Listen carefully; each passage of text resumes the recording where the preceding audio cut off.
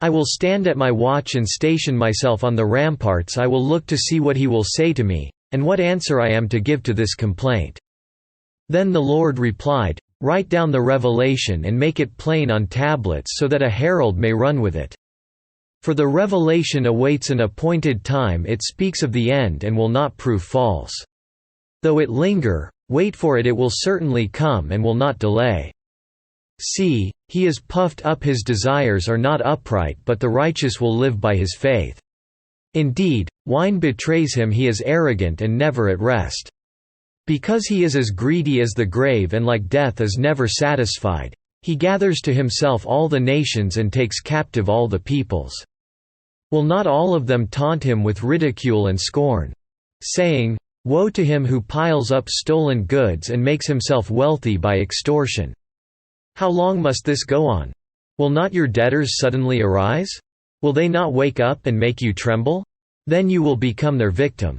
Because you have plundered many nations, the peoples who are left will plunder you. For you have shed man's blood, you have destroyed lands and cities and everyone in them. Woe to him who builds his realm by unjust gain, to set his nest on high, to escape the clutches of ruin. You have plotted the ruin of many peoples, shaming your own house and forfeiting your life. The stones of the wall will cry out, and the beams of the woodwork will echo it. Woe to him who builds a city with bloodshed and establishes a town by crime. Has not the Lord Almighty determined that the people's labor is only fuel for the fire, that the nations exhaust themselves for nothing? For the earth will be filled with the knowledge of the glory of the Lord, as the waters cover the sea.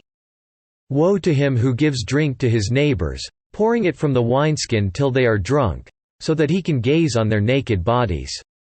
You will be filled with shame instead of glory. Now it is your turn. Drink and be exposed. The cup from the Lord's right hand is coming around to you, and disgrace will cover your glory.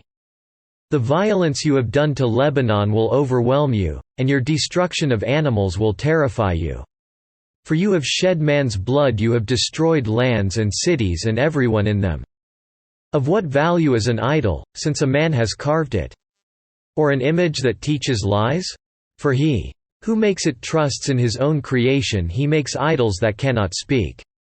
Woe to him who says to wood, 'Come to life,' or to lifeless stone, 'Wake up.' Can it give guidance? It is covered with gold and silver, there is no breath in it. But the Lord is in his holy temple, let all the earth be silent before him."